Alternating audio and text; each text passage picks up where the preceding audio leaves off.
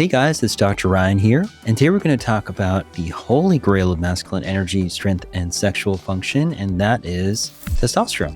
So studies from a decade ago supposedly proved that testosterone increased your risk for cardiovascular events like heart attack and stroke. That's why so many doctors were hesitant to prescribe TRT, and if they did, they were less likely to boost you to the levels you need to be when the benefits were becoming very obvious. So Dr. Ryan, I think the story begins in 2013 when the Journal of American Medical Association published a study that reported a 29% increase in heart attack, stroke, and death among testosterone users, right? There's another study in 2014 that found that testosterone doubled the risk of cardiovascular disease in men over 65 and almost tripled the risk of heart attacks in middle-aged men with previous histories of heart disease. And this was done within a fairly quick time period, as within 90 days of receiving the prescription. So what happened after that was Time magazine did a pretty big expose on the testosterone industry and how it was rapidly growing and talked up these two studies. Interesting. And so it also mentioned some big lawsuits from guys like who took testosterone and then claimed it gave them heart attacks. And I think the MIT and others, New York Times jumped on the bandwagon too, I think, right? Yeah, you're absolutely right. And that's actually kind of what led the FDA to order manufacturers of testosterone to include a warning label. That's when you ever look at the prescribing insert for testosterone. If you ever pull out the insert, or I like to call it the instruction manual for your medications, you'll see a big black box. And that's what kind of led to the FDA putting that black box with testosterone and stating that there's an increased risk of cardiovascular side effects. Kind of like the way cigarettes and like vapes, right, have like a label warning about cancer, right? Exactly. I think, for good reason, that's why a lot of conventional physicians had some hesitation in prescribing TRT for their patients. So the study in question that we were talking about, the first one was done in 2013, and their premise was that they found an association of testosterone therapy with mortality, myocardial infarction, and stroke in men with low testosterone levels. But the issue was there were a lot of flaws in that study. So number one, there wasn't a control group of men of the same age not taking testosterone because it wasn't a planned experiment. It wasn't a randomized controlled trial. This was a retrospective study where the researchers simply analyzed data mined from insurance company health records. And kind of interestingly, one of the lead authors was the owner of the data mining company, which utilized the data set used in the study. Which is really weird, right? Because is there some sort of angle?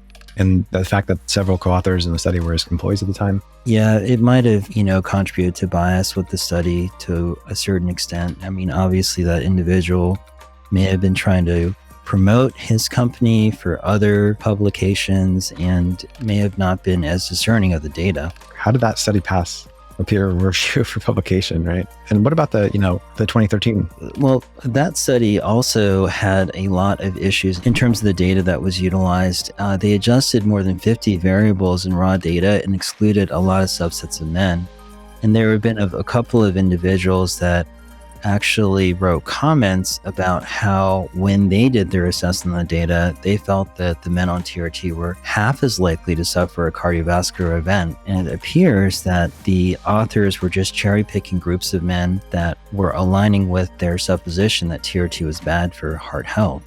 Yeah, and so after being challenged though, what's interesting is the author published a correction, but there still were many problems with the study that they didn't address. And everyone remembers the headline or the accusation. Yeah. They never remember the retraction, which is going to be accusation headline's going to be on page 1. The retraction is going to be on some hidden section or the last page of the newspaper, right? So this kind of all changed over the ensuing years to the point where we now recognize that testosterone has a wide range of cardiovascular benefits. There are a lot of review articles suggesting that testosterone might be beneficial in patients who have congestive heart failure, patients who have coronary artery disease, patients that have had strokes, right? And so I think we're kind of changing the tide when it comes to this. And some of the more conventional journals, for example, the New England Journal of Medicine recently published an article in July of 2023. They kind of reversed what the thinking was back in 2013. So the article was titled Cardiovascular Safety of Testosterone Replacement Therapy.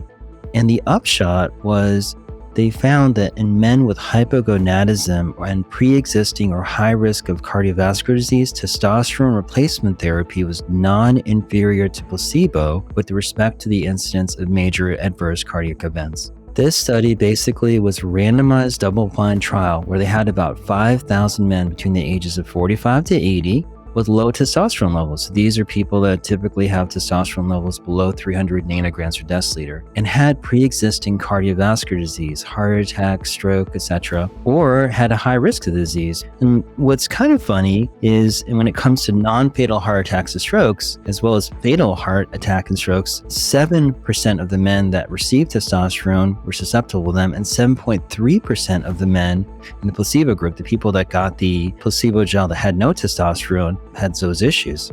So it's kind of slightly lower in the testosterone group. That's not much, but that's still lower, right? And the funny thing is they probably did it the wrong way, which is cream, right? Yeah. And gel. And that's not the most efficient way to do it or safe way to do it versus microdosing injectable, right? Right. And there's a lot of other ways you can mitigate your risk of developing cardiovascular complications if they were following a heart healthy diet, if they were using certain supplements, which can reduce your risk of developing atherosclerosis, if they were exercising, having an appropriate amount of resistance training and cardio in their regimen, which obviously they weren't controlling for, I suspect the risk would have been much lower.